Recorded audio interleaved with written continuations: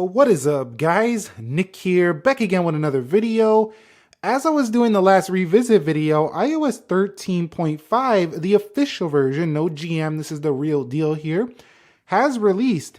Now, if you go to camera, you can see right here for this one, I will be wearing the mask because we're going to see if the Face ID works with the mask on with this new 13.5, because that's one of the biggest deals here.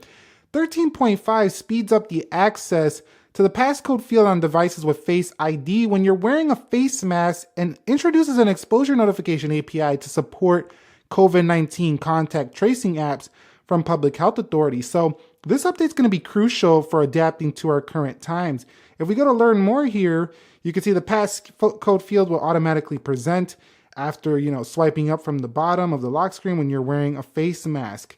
It also works when authenticating apps, Apple Books, Apple Pay, so allowing you to wear your mask. This actually is very good because you don't have to take off your mask when you're outside to go ahead and get into your phone a lot easier. Now, FaceTime also includes new things for group FaceTime calls, so video titles do not change size when participants speak.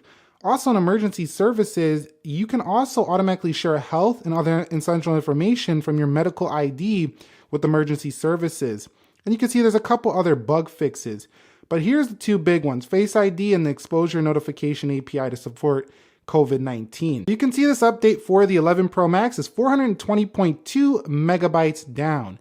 Now, if I go to iPhone storage, you can see I have 69.1 gigabytes used. Let's see if we gain anything after the updates. Let me go ahead and download and install, and I'll be back in a second. So it should come in at a similar download size depending on your device. It might be a little bit higher or a little bit lower. Let us know your download size down below with the community. I'll be back when the official update is on here. Okay guys, so we are now in iOS 13.5. You can see software version 17F75, the official version. Okay, so looking at the storage, I had 69.1, now it says 69.5. So it looks like it took up a little bit of space here. Now let me go ahead and show you this new Face ID speed. Okay guys, so you can see I'm wearing the mask right now. You can see I'm wearing it right there. Let me show you how it responds now when it sees a mask. So you can see it's just immediate. It just kind of looks at it. Passcode is there ready because it knows you're wearing a mask. Now, hopefully in the future, Apple could find a way where we could register the mask in our face with the Face ID if need be. But maybe by then we'll be out of this lockdown and we won't need that. But for now, this is going to work as a temporary solution. Okay, guys, so now when it comes to the contact tracing, this is just the start. Like Google and Apple are working on this, just now getting the APIs out to the phones here. In the coming months, there'll be more applications that will take advantage of this, but kind of know when you've just been exposed or been near someone maybe that has it. But a lot of people aren't really on board with that yet because a little bit worried about the whole, is this thing secure? Is this actually, going to be an invasion on my privacy? And Apple's guaranteeing that this is not going to be an invasion on your privacy, but a lot of people I still think are going to be reluctant to let people know, hey, I just been exposed to this or something like that. So I still think that some people might want to, not download some of those apps. So we'll see how it goes, but this is just the start to getting contact tracing going with this new update. Okay guys, so within your medical ID, you can see that there's now an option to share during an emergency call. So it'll kind of tell, whoever the emergency person now is who receives this call, this person has allergies, this could be the issue with what happened with them. This is a very neat feature, I think, here in 13.5 that really stretches the iPhone to another level of, just helping out people when something goes wrong. Hopefully you never have to ever use that feature, but when you do an emergency SOS right here, definitely we'll be sharing that. You see how fast that Face ID went right to the passcode because it knows I'm wearing a mask. Next up with this update, if we go to the App Store, if you do download something in here that's going to require your face, if you're wearing a mask outside, it'll skip right to the passcode pretty quickly as well, which should just make the overall experience during these times better. And a bug fix in here is when you were streaming video, your screen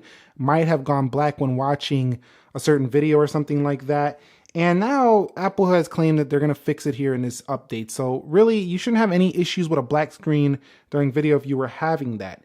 In addition, if you are using FaceTime for group calls, if you're just using it for solo calls, it's probably not going to be that important to you. But if you're doing group FaceTime calls, the video titles will not change when participants speak. So yeah, if you're doing multi-chat with friends and stuff like that, FaceTime gets a big update. Do this update, you'll be happy. In terms of visual changes, there's really nothing here. No new wallpapers, nothing like that. This is still 13.4.1, just updated with a few new features. The speed is about the same. It's not going to change at all. So this might actually be one of the last updates until 14 comes. So that's it. That's all. That's really what's big about this is the contact tracing API and the Face ID working with the masks.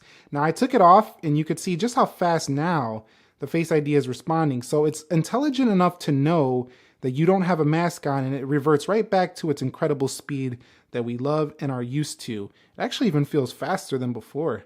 Very nice stuff here. Now here on the iPhone 11, you can see this one has 13.4.1. Even that Face ID unlock looks a little bit slower, so definitely there. Now, if I go over here to the update on this one, you could see 418.8. So really, depending on your phone, it might be a little bit smaller. So that's it for iOS 13.5. I think it's a crucial update. It has a nice mix of features, especially the one that's really going to improve your experience with the masks and stuff like that. That's the big deal. Also, the contact tracing, if you're on board with that.